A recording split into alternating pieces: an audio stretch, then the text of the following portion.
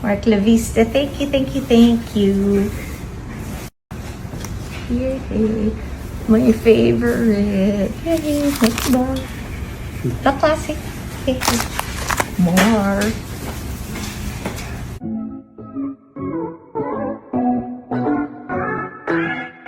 Chris Aquino muli na isugod sa hospital at nagkaroon kasi siya ng problema sa kanyang kondisyon.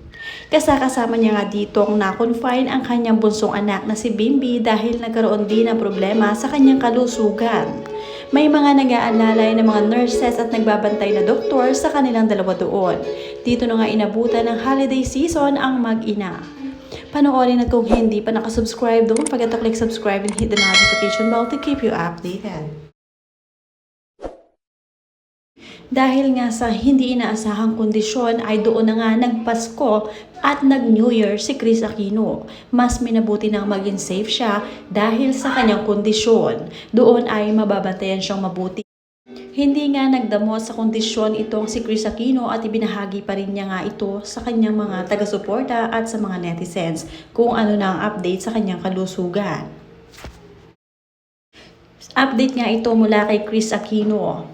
We are sharing that she is currently back in the hospital after her blood pressure reached 215/118. She is now stable and under close medical supervision.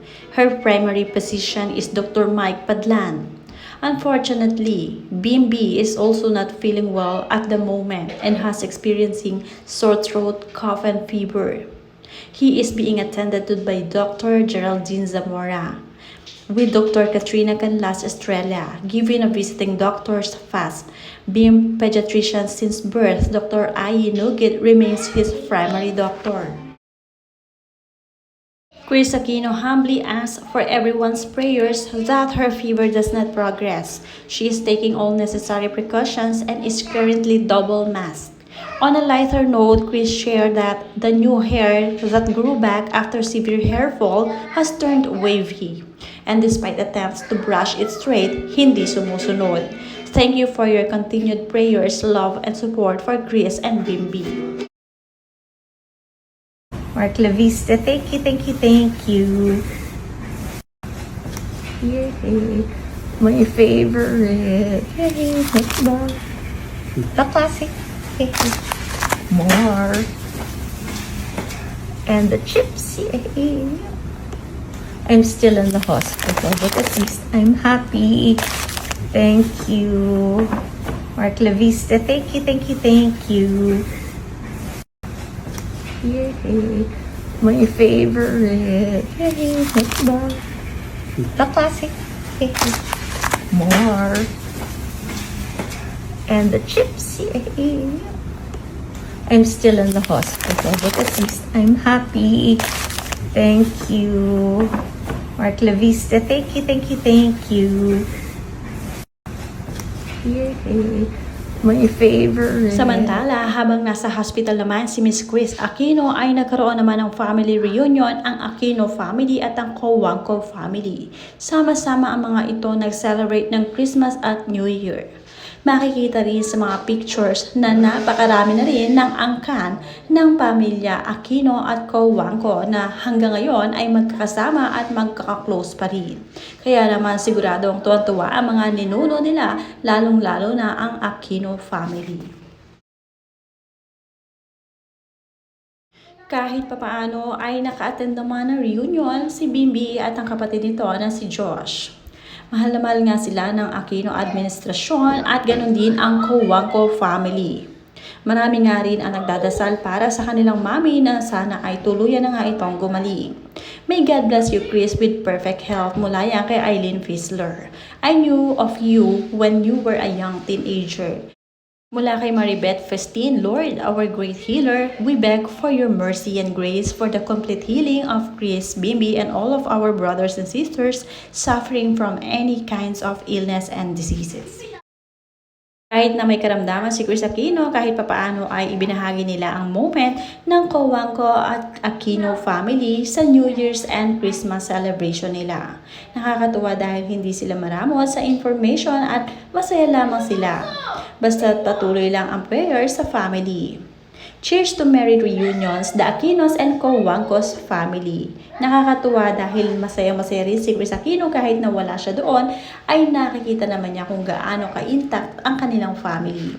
Mula kay Lani Cervantes, malaki na rin ang clan ni Ninoy at Cory, pero not one of them is in power.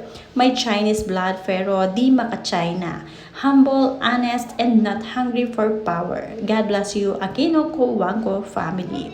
At mula naman kay Lorna Gilliam, rich families but look how they dress up, so simple.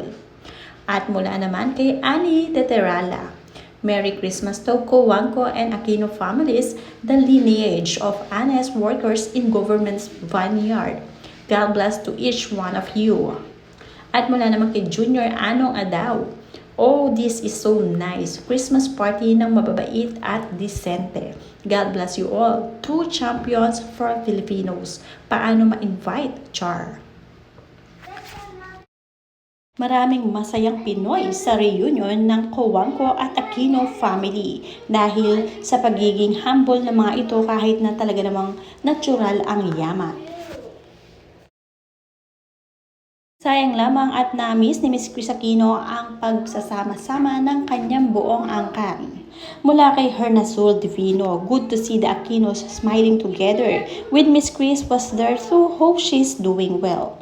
At mula naman kay Charlotte Mayhara, Merry Christmas po. Thank you so much for everything po sa supporting po sa Paniki Town. Lalayo na po sa barangay po namin po sa Apulid po. Thank you so much po. God bless po sa inyo po. At mula naman kay Bebet Vargas, praying for you speedy recovery. God bless you more and your family.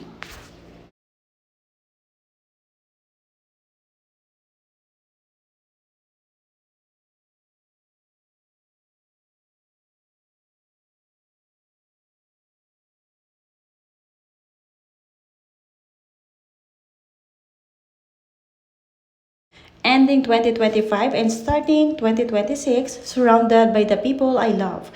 Happy New Year and cheers to 2026. God bless us all. Michael Leyva. Isa sa mga talagang matalik na kaibigan ni Miss Chris Aquino. Mula kay Cora Sunday, happy and blessed New Year, Miss Chris. Praying for your fast recovery. Mula kay Sonia Fernandez, Happy New Year! Wishing healing, good health, abundance, peace, love, and joy. May God bless you, your friends, acquaintances, and your family, Chris.